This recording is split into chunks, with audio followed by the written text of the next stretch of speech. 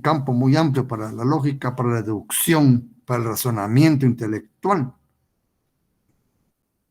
No digamos nosotros que no tenemos, nuestra ciencia no es exacta. Incluso, como les digo, en Derecho Internacional Privado de la Maestría nos metemos un poco a filosofía, a analizar sobre la relatividad del derecho. Relatividad del derecho, que tiene que ver también con la relatividad de la ética. Hay principios universales, ¿verdad? Pero el derecho en todo momento nos exige, pues, un razonamiento lógico. Yo lo he comprobado cuando he examinado privados. A veces hago preguntas que son, podría decirse, elementales. Por decirles algo, ¿qué es el matrimonio, verdad? Los compañeros inmediatamente se dirigen al artículo 78, si no me equivoco, del Código Civil. Empieza pues una institución social, para que uno vea, lo dicen, pero muy bien dicho, ¿verdad? De pe a pa, de mayúscula al punto, ¿verdad? Entonces regreso y digo, bueno, ¿qué es una institución?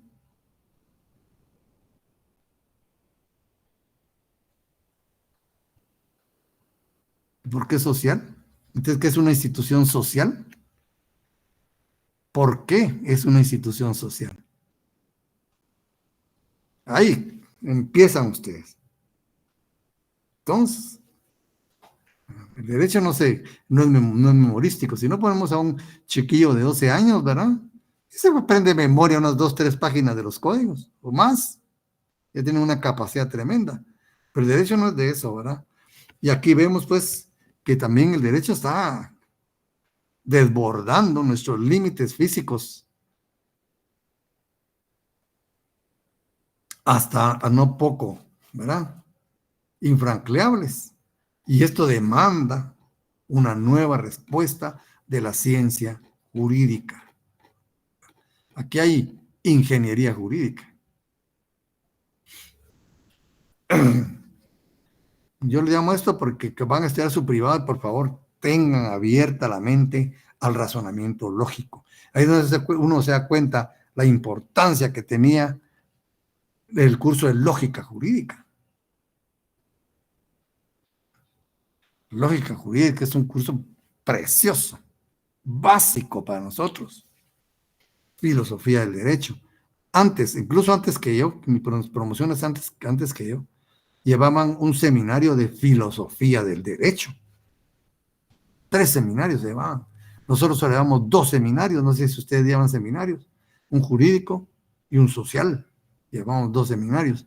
Los compañeros anteriores, 3, un jurídico, un social y un filosófico. Imagínense. Por la importancia que tienen pues, estos postulados, ¿verdad? Porque esto viene así, ¿verdad? ¿No? ¿Y a qué viene esto? Que, digamos, para el espacio extraatmosférico no se debe legislar por legislar. El derecho es un instrumento valioso para la convivencia social, para la convivencia internacional. Entonces, ¿qué respuesta le va a dar el derecho a esta situación, a este nuevo campo inmenso? Imagínense ustedes que la luz, ¿verdad? Según hemos leído, viaja a una velocidad de 300,000 kilómetros por segundo. Por segundo. 300,000 kilómetros. Quiere decir, si medimos el desplazamiento de la luz en un segundo, se ha desplazado 300,000 kilómetros. Nosotros tal vez en la mente no podemos representarnos esa velocidad, ¿verdad? Un segundo. Y la Vía Láctea mide 2 millones de años luz de largo.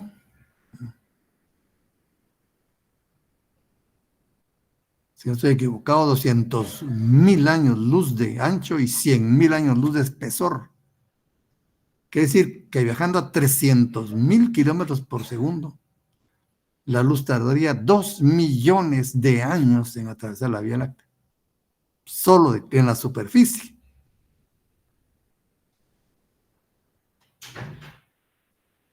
Son distancias inmensas. Y nosotros pues tenemos relación con ese espacio, claro, y a eso le llamamos el universo cercano, ustedes. Imagínense, para distancias astronómicas, estamos hablando del universo cercano. Imagínense ustedes, ¿qué le espera a la humanidad? ¿Verdad? Bueno, y se supone que nuestro universo físicamente tiene límites. La luz, lo que se transportaría a más velocidad de la luz, ya no lo podríamos ver. Entonces, esto le llaman el horizonte de luz, lo que forma nuestro universo, las dimensiones del universo. Se supone un radio de 93,000 millones de años luz.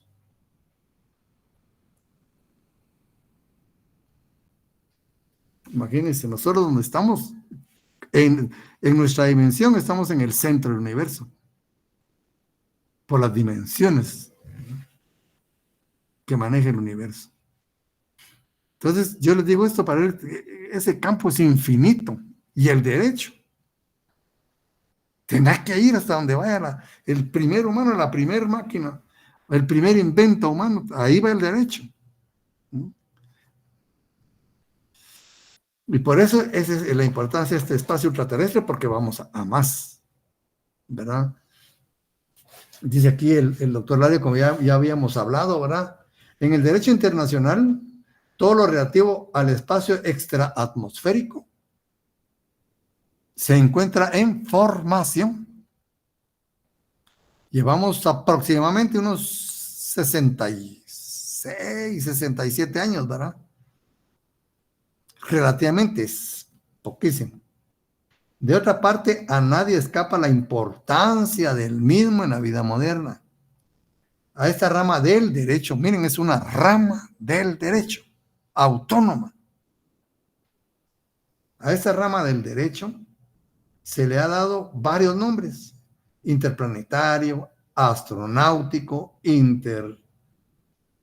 interastral, sideral, cosmonáutico, extraterrestre, ultraterrestre, espacial, ni tanto nombre que puede recibir.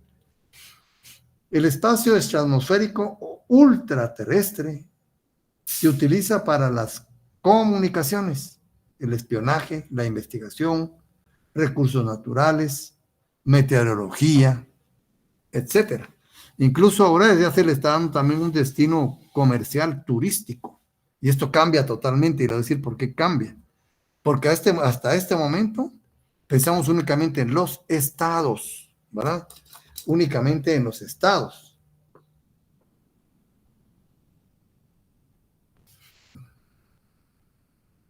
¿Verdad? Pero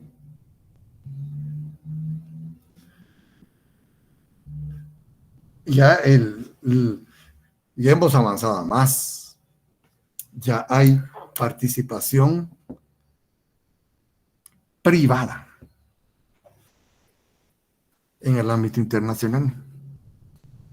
Ya el señor Elon Musk ya quería incluso transformar Marte, porque Marte lo que no tiene es una atmósfera como la nuestra, y por eso es que, ¿verdad?, no puede ir ahí, porque pasan los rayos cósmicos que no son buenos para nuestra salud. Pues este hombre tiene una fortuna aproximada de 231,000 millones de dólares. 231,000 millones de dólares. Y se ha dedicado pues a muchas investigaciones científicas. El hombre es muy curioso, muy curioso. Tiene una mente muy, muy inquieta. Y Pues ya, ¿y cómo van a participar ahora? ¿Verdad? Esa es la pregunta. Bueno, desde el punto de vista jurídico, el derecho relativo al espacio extraatmosférico presenta varios problemas, ¿verdad? Como son la frontera entre el espacio extraatmosférico y el espacio aéreo. Cuando decimos espacio aéreo, ¿a qué nos estamos refiriendo? A un espacio, ¿verdad? Que pertenece a una soberanía. ¿Dónde termina? ¿Verdad? ¿Y dónde empieza el otro? Esos son algunos problemas. El estatus jurídico del espacio. ¿A quién le pertenece?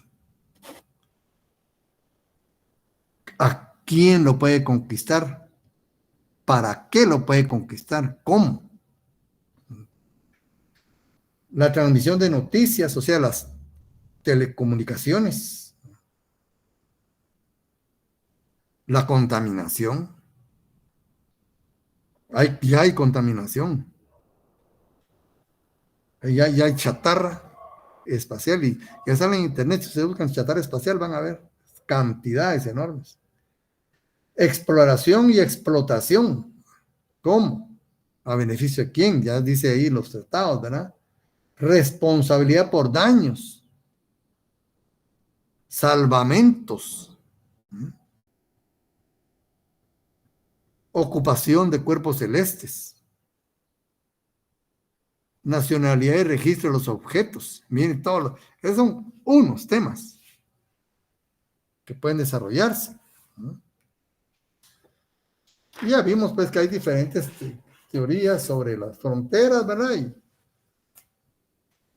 ahí también, yo no sé si ya les llegó el documento, dos documentos, ahí nos habla pues de diferentes posiciones, ¿verdad? Pero eso es una materia todavía en tema de discusión, ¿verdad? Y la soberanía, aquí partimos sobre la base de que la soberanía del espacio subyacente no se extiende al espacio extraatmosférico, que le queda arriba, no se extiende, termina bruscamente, ¿verdad?, en una altura. Entonces, del espacio aéreo o subyacente pasamos al espacio espacial o ultraterrestre. Ahí ya cambia la cuestión de la soberanía. Ya les habíamos hablado de la órbita geoestacionaria. No sé si investigaron cuál es la órbita geoestacionaria, si tienen curiosidad o no. ¿Qué es? Bueno, ahí está. Entonces,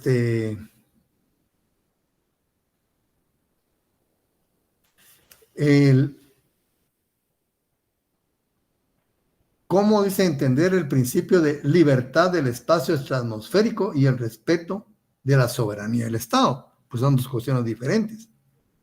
En un tratado, ¿verdad?, en la legislación internacional, impone numerosas restricciones sobre la libertad de actividades en el espacio extraatmosférico, ¿verdad?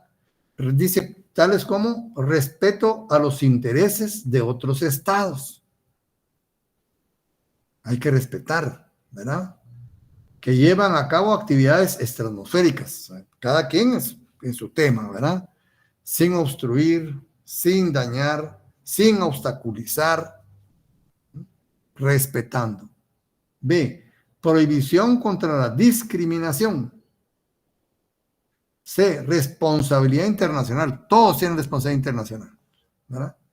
D, prohibición de usos militares de cierto tipo, ¿verdad?, porque generalmente no se acepta. La soberanía de los estados se manifiesta cuando se llevan a cabo actividades espaciales que tienen consecuencias sobre el territorio terrestre o aéreo. Cuando decimos aéreo, ya sabemos que hay una soberanía. Por ejemplo, transmisiones de radio, de televisión, exploración sensorial, teleobservación de los recursos terrestres, para los cuales se necesita autorización por parte de los estados afectados, es decir, que la soberanía del estado permanece salvaguardada. Aunque no es su soberanía, donde esté el espacio, sí deben respetar. Es como si a la par de su casa hubiera un edificio, ¿verdad?, de unos 10 niveles. Y usted está en el jardín y ve, ¿verdad?, que uno no se siente cómodo, pues, que lo estén observando, ¿verdad? Entonces, igual pasa en los países, pues aunque no tenga soberanía, hay que respetar. Incluso dice que hay eh, máquinas telescopios tan sensibles, que dice que un satélite espía es capaz de averiguar lo que usted está leyendo en un parque. Puede leer su lectura de un libro así, que usted ni mira, se queda el satélite, que es peligroso, ¿verdad? Muy peligroso. Entonces, vemos que el espacio pues es un recurso natural, pero en esa órbita geoestacionaria se convierte en un recurso natural limitado, porque es una circunferencia. Y ahí ya nos vamos a la geometría. Es que miren, a estas alturas tenemos que tener conocimiento, algo, ¿verdad? Vemos nosotros que la circunferencia pues es finita, ¿verdad? Sí, así es. Bueno, y esto vamos, el compañero me está comentando aquí sobre los tratados, y sí, hay tratados. Y pues a ver, precisamente los tengo aquí en mi pantalla. Dice Tratados y Principios de Naciones Unidas sobre el Espacio Ultraterrestre. Esto, parte de eso lo tiene el libro, pero me gusta mejor irme a los tratados, ¿verdad? Dice, texto de los tratados, no es solo uno, los tratados, aunque hay uno básico, ¿verdad? Hay uno básico, como en la navegación ya vimos, ¿verdad? El convenio de Chicago. Aquí también hay uno básico, pero hay muchos tratados, ¿verdad? Del principio, tratados y principios, ¿sí? Principios que deben regir las actividades de los estados en exploración y utilización del espacio ultraterrestre. Aquí le llaman espacio ultraterrestre. Aprobados por la Asamblea General de las Naciones Unidas. Como ven, el vacío que le veo aquí, que no se refiere a la actividad individual, particular, privada, incluso comercial, que en poco tiempo van a ver ustedes, vamos a tener actividad comercial en el espacio ultraterrestre. A cómo va la ciencia, ustedes. Me atrevería a decir que a diario, yo creo que leí en un lugar que a diario, actualmente en la humanidad, ¿verdad? Transita más información que durante todo el siglo XIX y posiblemente el XX. En un día. Vean ustedes. Tenemos muy concentrada la vida, ¿verdad? Entonces, aquí se olvidaron aquí era relación de derecho literal público, ¿verdad? Puro. Pero ya vemos que ya hay empresas privadas que están participando en la exploración espacial. Entonces, acá hay una cierta laguna aquí, ¿verdad? Pero vamos a ver. Publicación de las Naciones Unidas, este es oficial de las Naciones Unidas, ¿verdad? Entonces, aquí nos habla. Vamos a leer el prefacio porque es muy importante. Aquí nos sacamos cuestiones. En estos tratados es muy importante leer los prefacios, el preámbulo, porque nos abre muchas ideas, ¿verdad? Dice, una de las principales responsabilidades de las Naciones Unidas en la esfera jurídica, en fin, quiere decir que tiene otras esferas. En la esfera jurídica es impulsar el desarrollo progresivo del derecho internacional. Que dice que el derecho internacional es un tema importante en las Naciones Unidas. Y su codificación. Fíjense, codificación.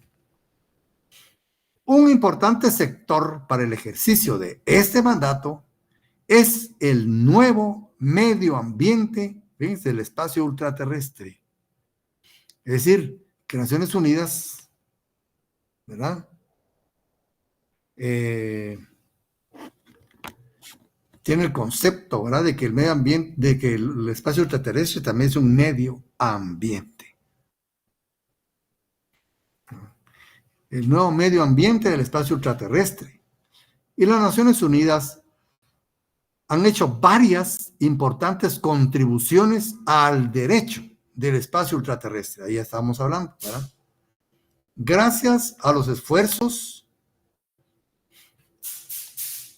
estamos hablando sobre sobre la legislación general que tienen las Naciones Unidas. Es una introducción a todos los tratados. Busquen en la página de las Naciones Unidas.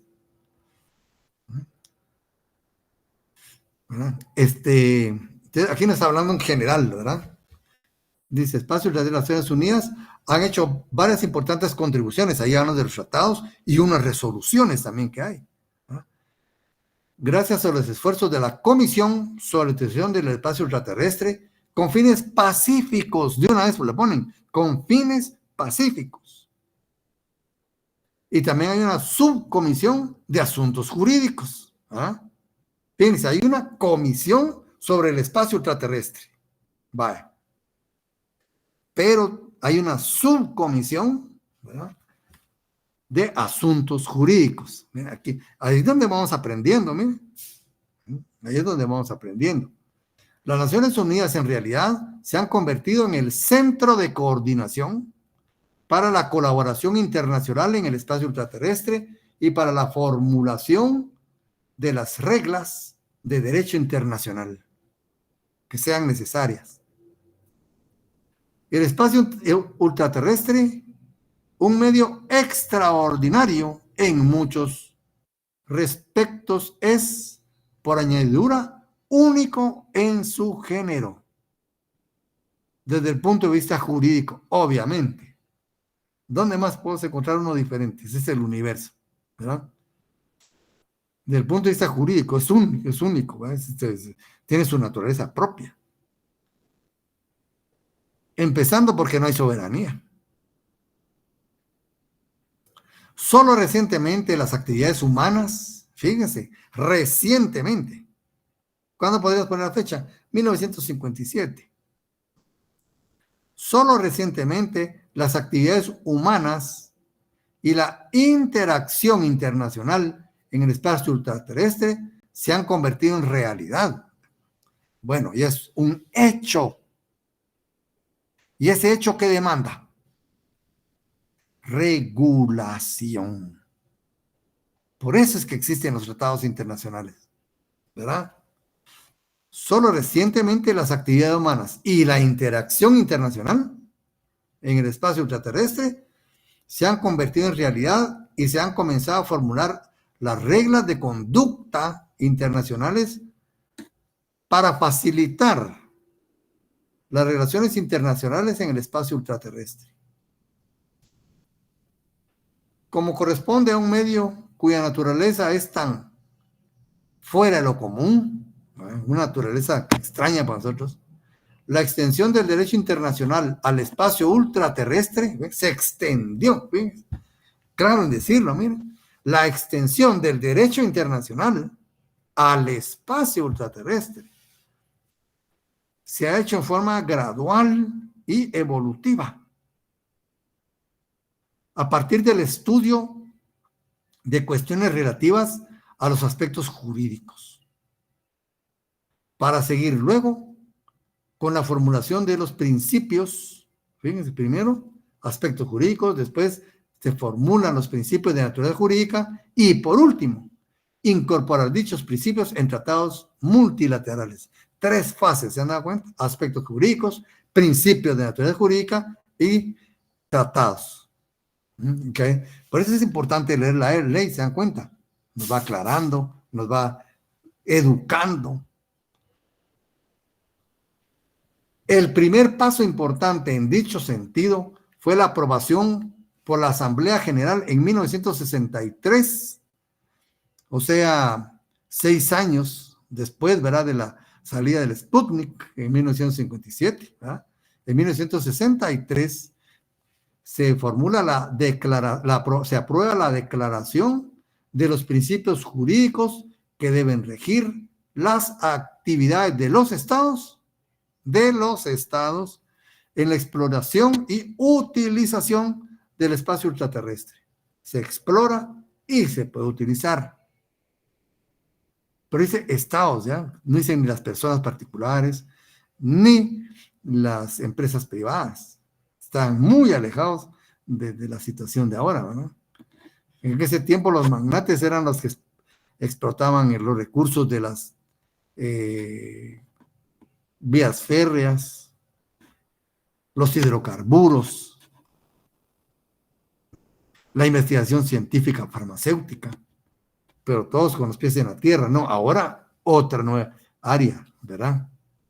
La exploración y utilización del espacio ultraterrestre. En los años siguientes se elaboraron en las Naciones Unidas 5 tratados. Tratados generales, multilaterales, que incorporan y desarrollan conceptos contenidos en la Declaración de los Principios Jurídicos. Son 5, ¿no?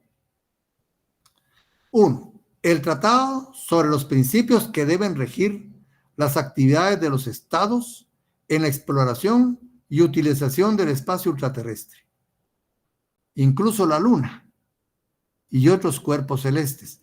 ¿Por qué ponen la Luna? Porque es el cuerpo celeste fuera de la Tierra más inmediato a nosotros. Incluso, tanta curiosidad que hubo que posiblemente no la primera filmación, sino la primera película ya elaborada, ¿verdad?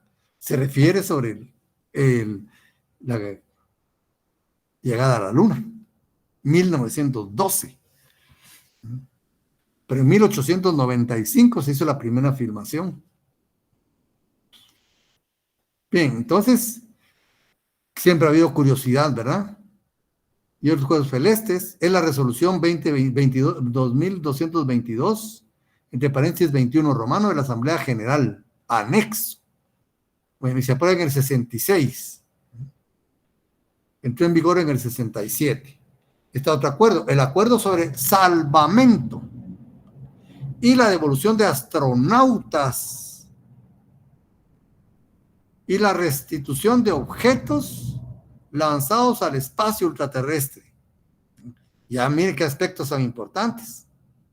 1968 entra en vigor, se firma en el 67. Miren con qué premura, ¿verdad?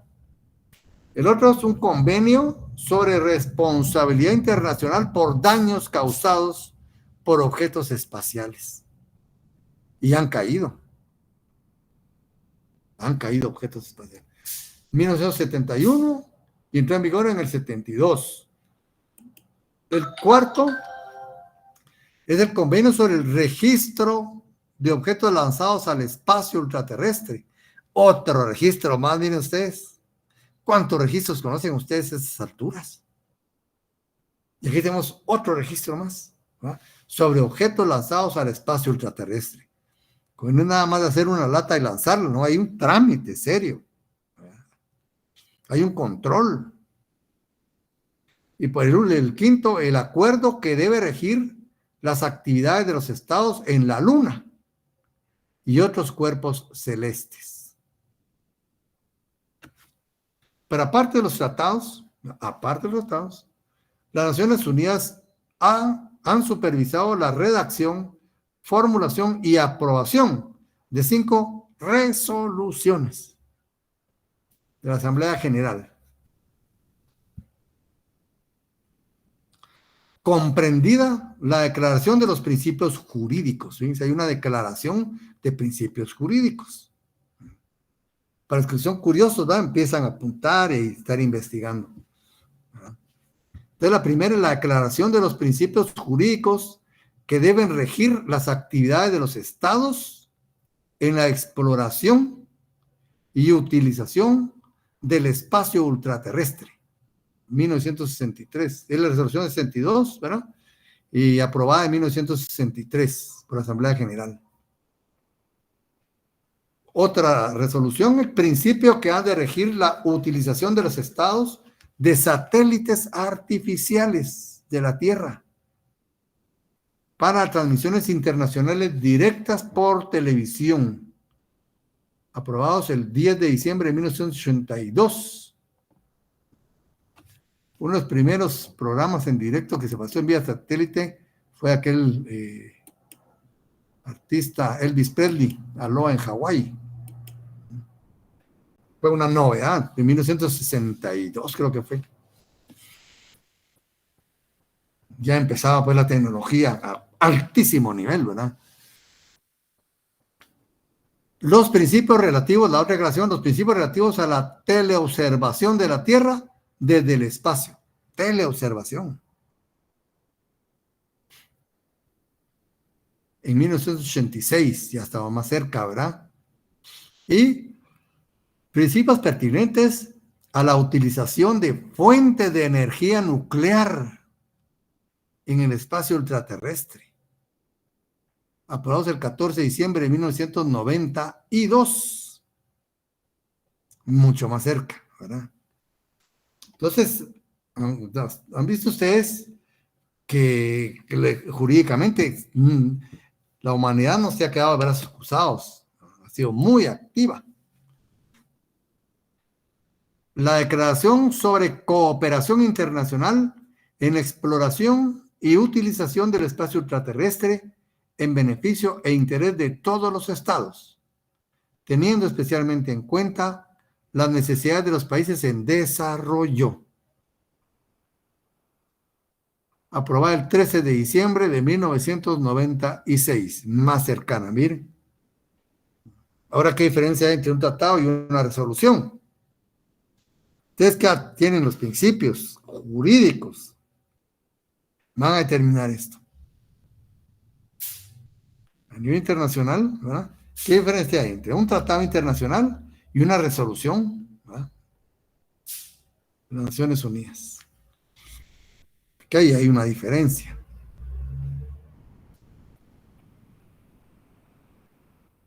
Yo los insto a ustedes para que investiguen, acostúmbrense a investigar. Dice, el Tratado de 1967 sobre los principios que deben regir las actividades de los estados en la exploración y utilización. El espacio se explora y se utiliza, ¿verdad?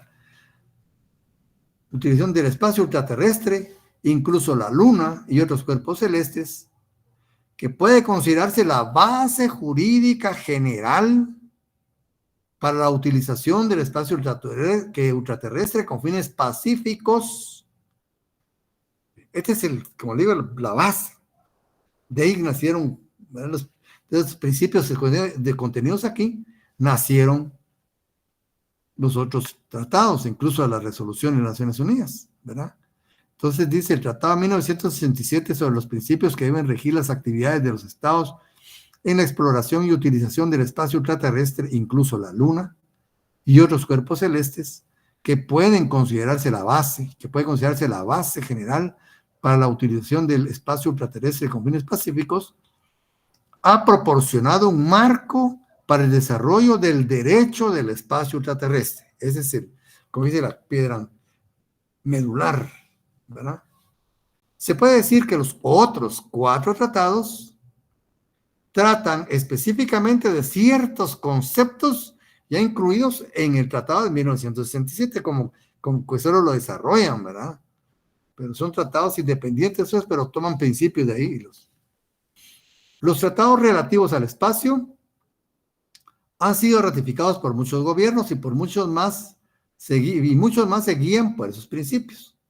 Habida cuenta de la importancia que reviste la cooperación internacional para desarrollar las normas del derecho del espacio. Tiene que ser, no un solo país, tiene que haber cooperación internacional. Esta es una de las características importantes de la legislación extraatmosférica. Requiere la participación de los países, ya sea en los foros internacionales o ya como estados, ¿verdad? Entonces, los tratados relativos al espacio han sido ratificados por muchos gobiernos, ¿verdad? Habida cuenta de la importancia que reviste la cooperación internacional para desarrollar las normas del derecho del espacio y de su importante función para fomentar la cooperación internacional en la utilización del espacio ultraterrestre con fines pacíficos.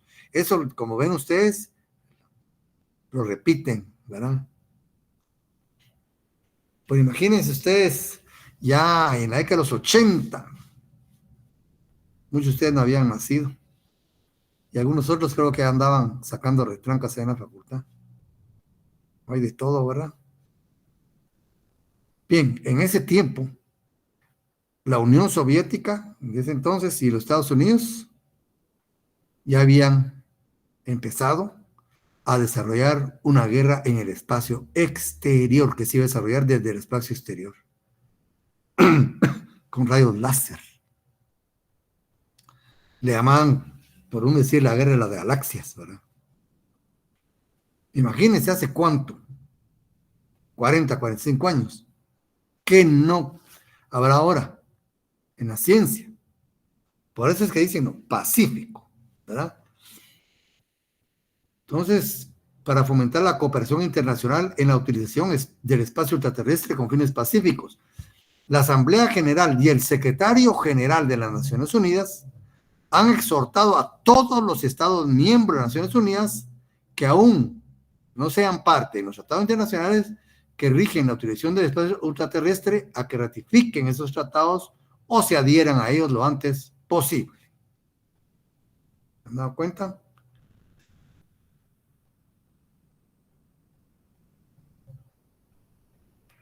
Y dice, la finalidad de la presente publicación es reunir una vez más los 5 tratados, y están aquí, ¿verdad?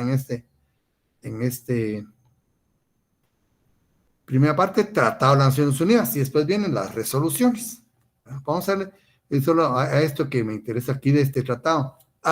Tratado sobre principios, sobre los principios que deben regir las actividades de los estados en la exploración y utilización del espacio ultraterrestre, incluso la luna y otros cuerpos celestes.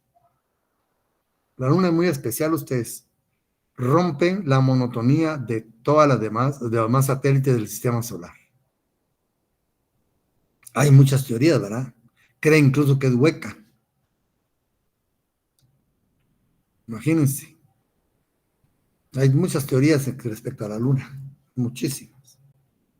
Incluso hay unos que han llegado a asegurar que es artificial, porque dice que hay un barrido, ahí que no es natural el barrido que hay en la arena de la luna. Pues son otras cosas, ¿verdad?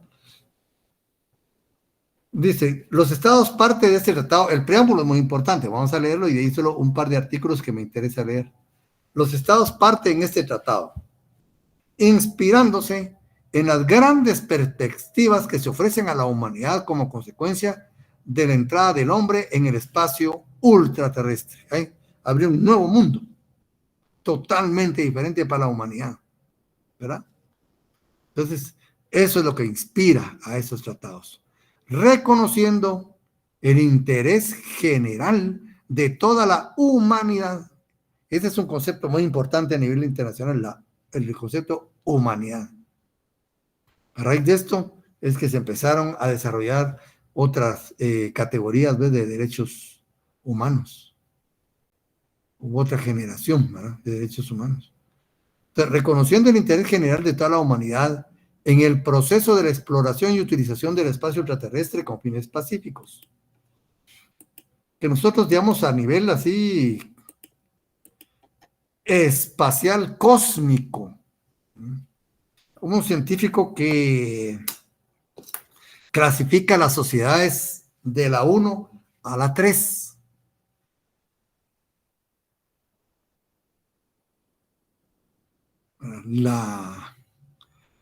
Una civilización primera o 1 utiliza todo el potencial planetario, todo. En ese sentido, si fuéramos 1, estaríamos aprovechando, por ejemplo, la fuerza de las olas.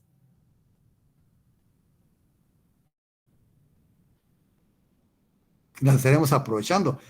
Ya aprovecharíamos las fuerzas de los rayos. Ya tendríamos la capacidad de dominar esa energía, ¿verdad? Las lluvias. la fuerza de los huracanes, toda esa fuerza demoledora y de los tornados, la utilizaremos para nuestro beneficio. Y la luz solar, pues, en forma óptima. De ese sentido, tendríamos energía gratis. No nos costaría absolutamente nada si supiéramos utilizar. Esa es primera generación. Que sí que nosotros no somos ni primera generación. La Tierra no ha llegado a eso. La segunda generación utiliza el potencial de todo su sistema de su estrella, ¿verdad? En este caso, el sistema solar. Y si nosotros fuéramos segunda generación, utilizaremos eficientemente y en su máxima capacidad la fuerza del Sol, ¿verdad? La fuerza de los demás planetas, toda la energía de los demás planetas.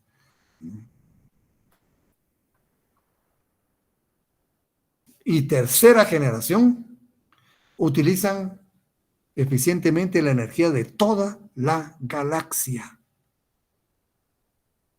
Imagínense por dónde van, tal vez en otros mundos.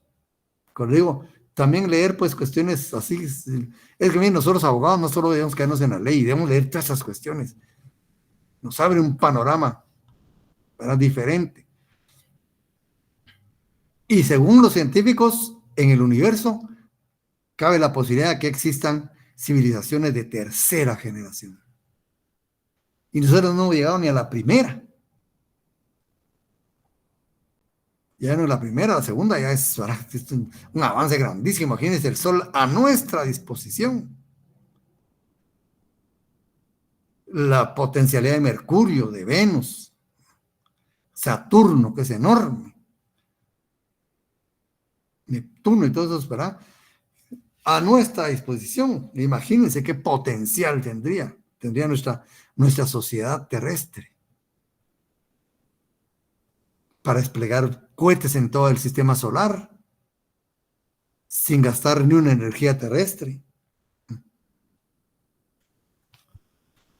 Ya negamos toda la galaxia, imagínense ustedes.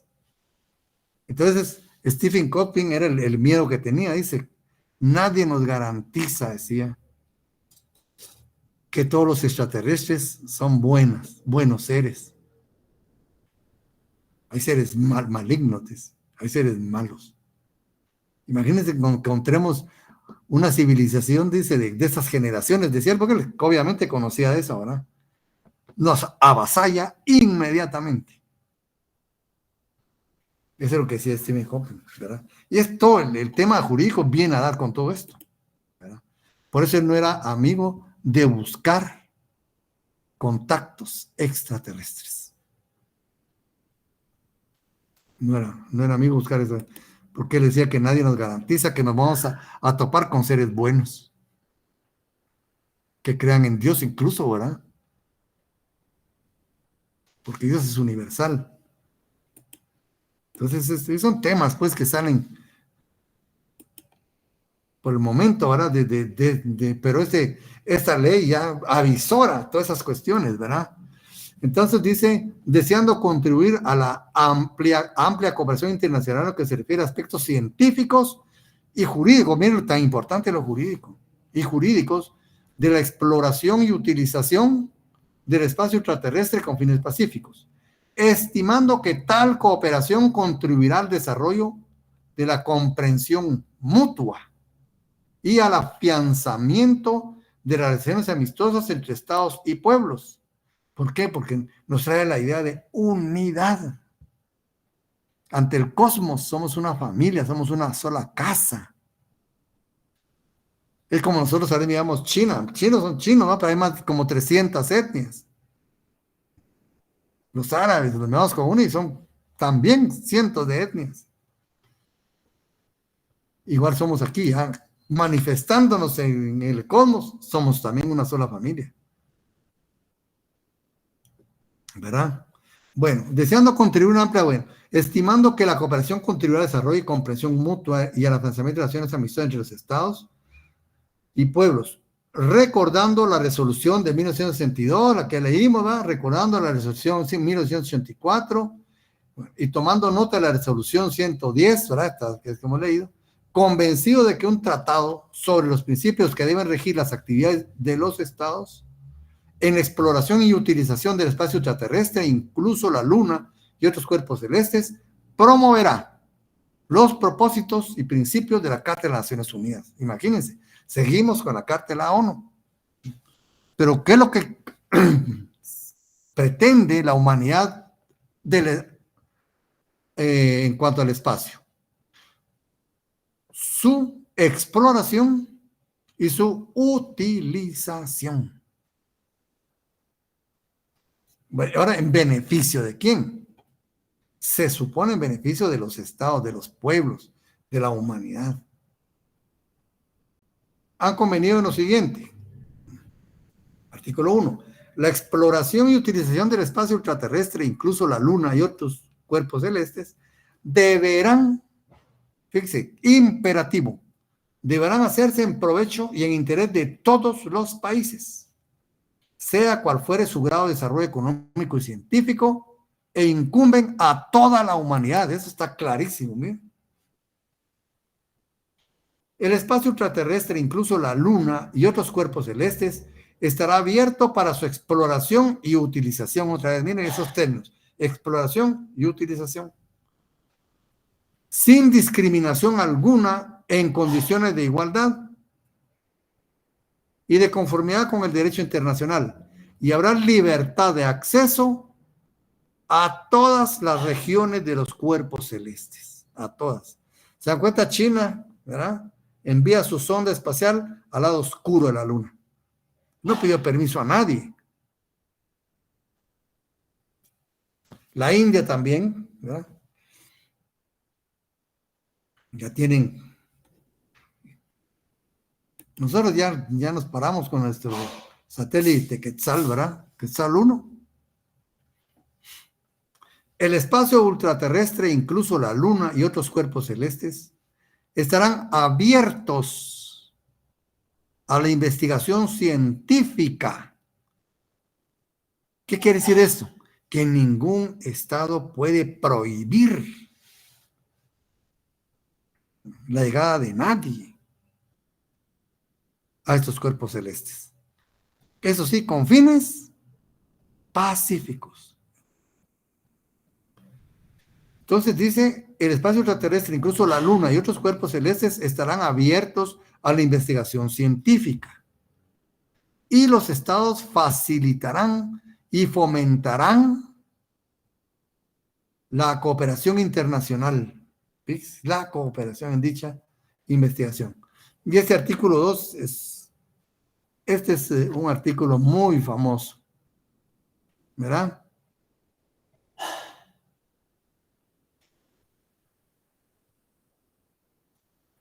Dice, el espacio ultraterrestre, incluso la Luna y otros cuerpos celestes, no podrá ser objeto de apropiación nacional por reivindicación de soberanía, uso u ocupación, ni de ninguna otra manera. Esto dio lugar a que dos locos, no nos puede decir otra cosa, ¿verdad? Se hayan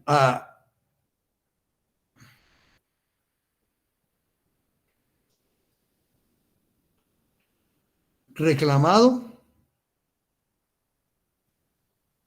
la propiedad de la Luna.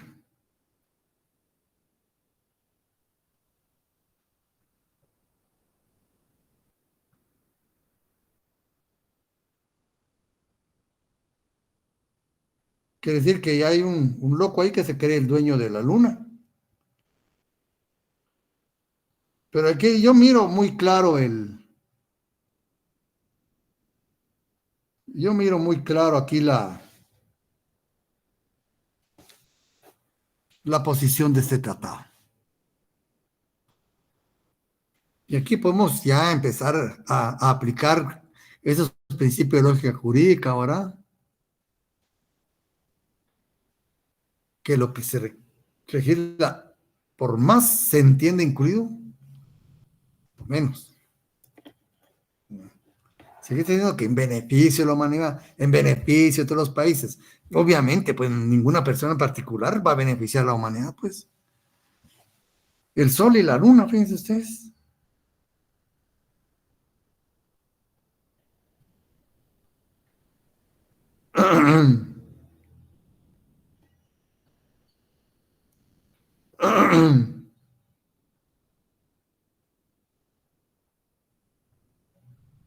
Bueno, pero ya hay bastantes ahí que se peleen, porque hay un gringo, un chileno, hay que se peleen eso en tribunales y quedan ricos a los abogados. Pero en principio, pues no se puede. Y hay otra señora española que ya reclamó la propiedad del sol y tiene documentos ahí notariales. Pero ven ustedes, pues, que el espíritu del tratado es claro, pues, ¿verdad? Que los cuerpos celestes le pertenecen a la humanidad. Otras cosas que haya un programa donde las estrellas y todo, si se les puede poner un nombre particular, ¿verdad? ¿Cuántas estrellas hay? Y no ofendemos a nadie, pues. Y está el acuerdo sobre salvamento y evolución de astronautas, ¿verdad?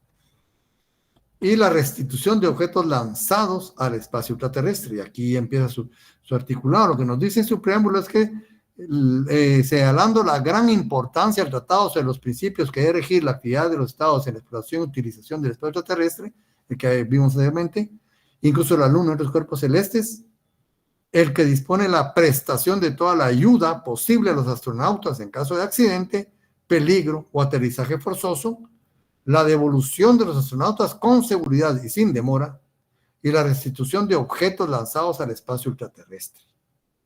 Deseando desarrollar esos deberes, sí, son obligaciones para los estados, y darles expresión más concreta, porque eso ya se dijo, ya se dijo en el tratado que les mencioné anteriormente, pero ahorita lo van a desarrollar más minuciosamente. Toda parte contratante que sepa o descubra que la tripulación de una nave espacial ha sufrido un accidente, etcétera, y empiezan, ¿verdad? Este es sobre rescate. Tenemos otro tratado sobre el convenio sobre la responsabilidad internacional por daños causados por objetos espaciales. Imagínense.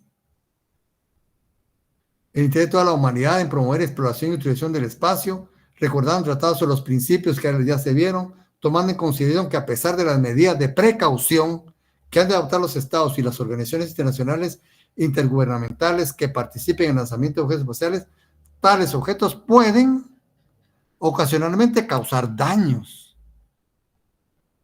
Y de ese principio se vale y empiezan a desarrollar, ¿verdad? Todo este andamiaje jurídico. Se llama Convenio sobre Responsabilidad Internacional por Daños Causados por Objetos Espaciales. Y el doctor Lario los tiene ahí, pues, en su manual tan importante, ¿verdad? Tan completo. Y está el convenio sobre el registro de objetos lanzados al espacio, Teresa. Hay un registro, ¿ves? Hay un registro. No es nada más, ¿verdad? Lanzar un tubo al espacio, ¿no? Y el libro Alexander. Perdón, Lick, se me levantó. Bueno, no se preocupe. Acuerdo que debe regir las actividades de los estados en la luna y otros cuerpos celestes. ¿Sí? Acuerdo que debe regir las actividades. ¿Cómo? Esas actividades que realizan, no crean que es así por así, ¿no? Hay un protocolo, ¿verdad? Los estados parte del presente acuerdo observando la realización de los estados en la exploración y utilización de la luna y otros cuerpos celestes, reconociendo que la luna, como satélite natural de la Tierra, desempeña un papel importante en la exploración del espacio ultraterrestre, firmemente resueltos a favorecer sobre la base de la igualdad el desarrollo de la colaboración entre los estados y los efectos de exploración y utilización de la luna y otros cuerpos celestes, deseando evitar que la luna se convierta en zona de conflictos internacionales. No puede convertirse en ningún momento, ¿verdad? Como la Antártida es un ejemplo ¿verdad? Minúsculo, pero muy claro desde ese sentido, ¿verdad? Ahí casi no han habido problemas por la propia naturaleza, ¿verdad? Del territorio, igual que a la Luna. Tener en cuenta los beneficios que se pueden derivar de la explotación de los recursos naturales de la Luna y otros cuerpos celestes. Obviamente hay material útil. Incluso ya recomendaron instalar una fábrica ahí de objetos espaciales para lanzarlos más allá, ¿verdad? Para que más fácil ahí. Imagínense, ya instalar una fábrica en la Luna. Recordando el Tratado sobre Principios que regir las actividades de los estados y la exploración de utilización del espacio terrestre, incluso la Luna de otros cuerpos celestes, el acuerdo sobre salvamento, ¿verdad? Astronautas y todos los convenios anteriores, ¿verdad? Teniendo presente la necesidad de aplicar concretamente y desarrollar en lo concerniente a la Luna y otros cuerpos celestes las disposiciones de estos instrumentos internacionales, habida cuenta de los futuros progresos. Los va a ver ustedes. Entonces, para leerles el artículo 1, dice, artículo 1, 1. Las disposiciones del presente acuerdo relativas a la Luna se aplicarán también a otros cuerpos celestes del sistema solar, distintos de la Tierra. Europa, por decirles algo, es una luna muy bien vista por los científicos como para poblar, ¿no? Solo distintos de la Tierra, excepto en los casos en que, con respecto a alguno de estos cuerpos celestes, entren en vigor normas jurídicas específicas. Pueden legislar algo, ¿verdad? Pero X o Y razón, ¿verdad? 2. Para los fines del presente acuerdo, las referencias a la Luna incluirán las órbitas alrededor de la Luna u otras trayectorias dirigidas hacia ella o que la rodeen. 3. El presente acuerdo no se aplica a las materias extraterrestres que llegan a la superficie de la Tierra por medios naturales, ¿no? Meteoritos, todas esas cuestiones. Bueno, aquí empieza pues, ¿verdad? Utilizar la Luna a fines pacíficos, se puede incurrir a la amenaza del uso de la fuerza, los espadas parte no pondrán en órbita alrededor de la Luna ni en otra trayectoria hacia la Luna alrededor de ella objetos portadores de armas nucleares. ¿Sí? Queda prohibido establecer bases, instalaciones, y aquí así empieza. Y eso se aplica a todos los demás cuerpos celestes. O sea, como ven, hay una legislación bastante amplia y pormenorizada del espacio ultraterrestre. Lo tenemos jurídicamente mucho más cerca de lo que ustedes creían. Y aquí, pues, en la segunda parte, principios aprobados por la Asamblea General de Naciones Unidas, declaración de principios jurídicos que deben regir las actividades de los estados en el y utilización del espacio ultraterrestre. Miren, interesante, ¿verdad? Entonces, ven ustedes pues, que el aspecto jurídico ha tenido una participación importantísima en el tema del espacio ultraterrestre. La gente solo mira lo científico, ¿ya? Solo mira lo mecánico, ¿verdad? Pero como ven, la cosa va mucho más allá. Y hay un protocolo de comportamiento, ¿verdad? Mundial hacia esos cuerpos celestes, ¿verdad? No es nada más lo que se les ocurra, no. Aquí hay que se preserva incluso la estabilidad, ¿verdad? de la humanidad. Entonces, como ven, este tema pues tiene su propia amplitud. Aquí el doctor Larios también hizo un recuento, ¿verdad? De esos principios que están enumerados, que ya los leímos, ¿verdad? Y convenio sobre el objeto lanzado, ya los vimos también. Y bueno, el doctor hizo una investigación muy minuciosa, ¿verdad? Y beneficios de la investigación espacial, dice. Mucho se ha criticado el costo de la investigación espacial. Se ha utilizado demagógicamente diciendo que con el costo de una nave espacial se pueden alimentar a la humanidad, o bien que el costo de una sola nave espacial es igual al presupuesto de muchos países en vía de desarrollo. Objetivamente podemos aceptar que tal crítica es exacta, sin embargo, el costo deviene insignificante si examinamos lo que la investigación espacial ha sido para la humanidad en diferentes campos. Como ejemplo, mencionemos algunos, ¿verdad? Algunos de los beneficios de la investigación ultraterrestre, además de los ya ampliamente conocidos como son la teleobservación, o sea, las comunicaciones. Este ha sido, imagínense por dónde vamos, ¿verdad? La bomba de infusión de insulina, dice, para los diabéticos, sillas de ruedas, bueno, con tecnología avanzada, vehículos controlados para los minusválidos, imagen de resonancia magnética, ¿verdad? Incluso ese horno microondas, ¿verdad? Yo creo que eso llevaban los astronautas.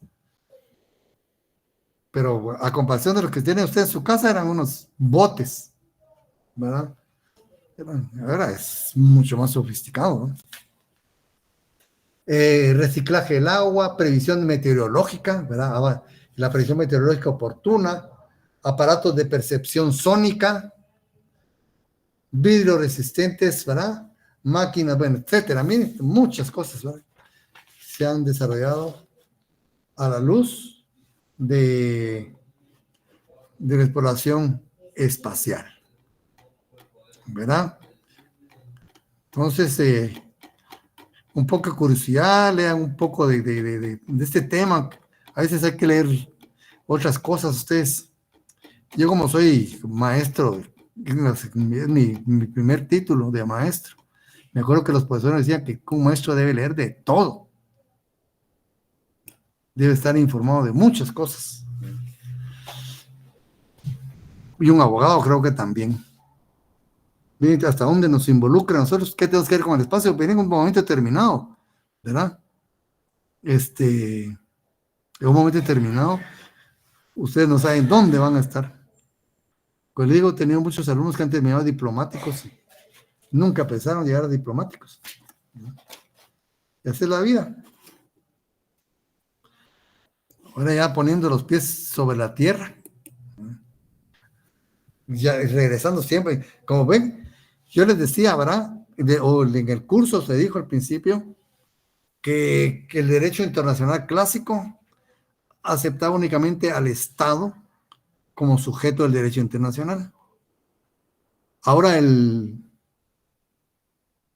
derecho internacional moderno ya no acepta solo al Estado, ¿verdad? Sino a otros sujetos. Pero el Estado por sí, por su propia naturaleza, es el sujeto primordial, el sujeto, ¿verdad?, por excelencia del derecho internacional. Y se han dado cuenta todo lo que le hemos dedicado tiempo en este momento, ¿verdad? Porque alrededor del Estado se mueven todos estos temas, si ustedes se han dado cuenta, sobre un concepto básico: soberanía, humanidad. Dos conceptos muy importantes. Entonces, habíamos visto que uno de los elementos importantes del Estado, el elemento esencial del Estado, era el territorio, ¿verdad?, la soberanía y la población. Básicos. Por eso el problema de Gaza, ¿verdad? Se quiere borrar la población. Hay un problema tremendo ahí, ¿verdad? Entonces dice que el territorio, pues, hay que adquirirlo, ¿verdad? Dice, el territorio se puede adquirir, o mejor dicho, la soberanía se puede extender, ¿no?, porque el territorio ahí está, ¿no? Es ponerlo bajo la soberanía de algo, de alguien. Puede extenderse en aplicación de cualquiera de los siguientes medios jurídicos. Originarios. Originarios es por ocupación, accesión, conquista, prescripción adquisitiva. A ustedes les suenan esos nombres, ¿verdad? Originarios dicen ocupación. Es el acto de apropiación con la intención de adquirir soberanía sobre un territorio que no se haya en tal momento sometido a la soberanía de otro estado. O sea, es terra nullius, tierra de nadie. Ahora no creo que haya tierra de nadie a ustedes, aunque esté poblado, pero no hay una soberanía. El territorio puede no haber pertenecido nunca a nadie. También pudo haber sido abandonado, lo cual debe ir acompañado de la intención de abandonarlo y no solamente el acto físico. Hay intención de irse y dejarlo ahí, ¿verdad? Se requiere posesión efectiva, efectiva, y actuar como amo y señor. Es decir, llevar a cabo actos de dueño o actos de dominio. Administración pública, ¿verdad? Educación, impuestos, servicios, ¿verdad? Eso tiene que ser importante, ¿verdad? Accesión, ustedes saben, esa figura ya la estudiaron ustedes. Es el crecimiento de territorio en virtud de nuevas formaciones, por ejemplo, formación de islas, Hawái, por decirles algo. Hay volcanes subterráneos ahí que hacen erupción, se fueron las grandes plataformas de lava enfriada por el mar, ¿verdad? Ahí está creciendo su territorio. Ese crecimiento del territorio en virtud de nuevas formaciones, formación de islas, formación de tierra, desembocadura de ríos, por la misma obra de la persona, ¿verdad? Del hombre, por ejemplo, Holanda, ¿verdad? Países Bajos. Vean ustedes sus canales y todo, le han ganado no sé cuántos kilómetros al mar, ¿verdad? Entonces ahí es su territorio.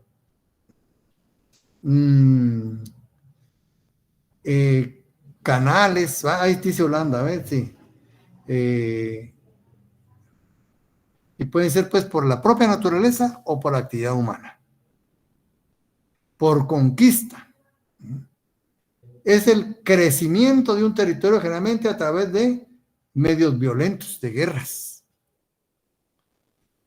Puede ser total o parcial, ¿verdad? Según se trate de todo un estado o solo parte de él.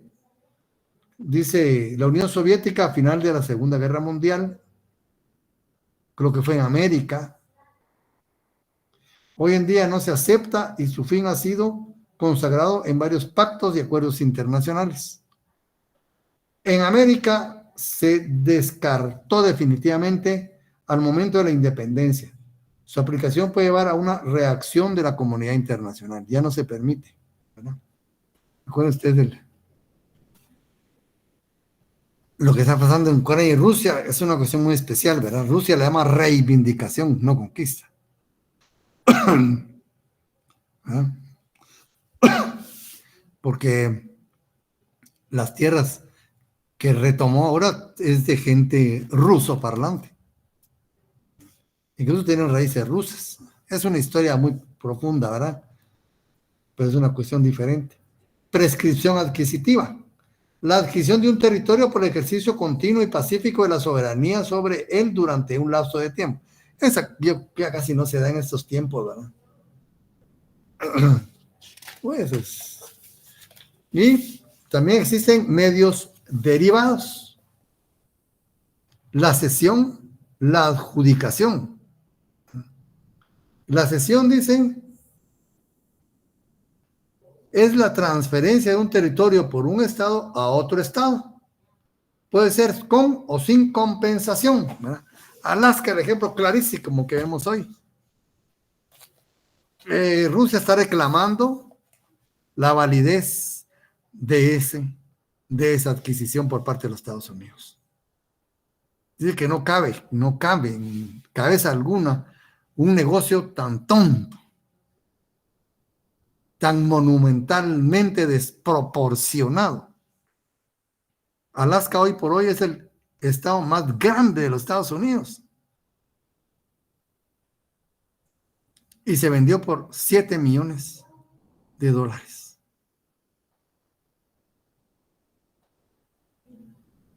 Entonces Rusia está alegando eso ahora. Es una cuestión que puede traer mucha atención.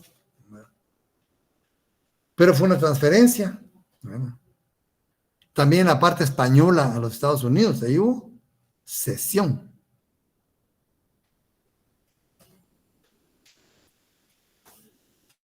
También existe adjudicación.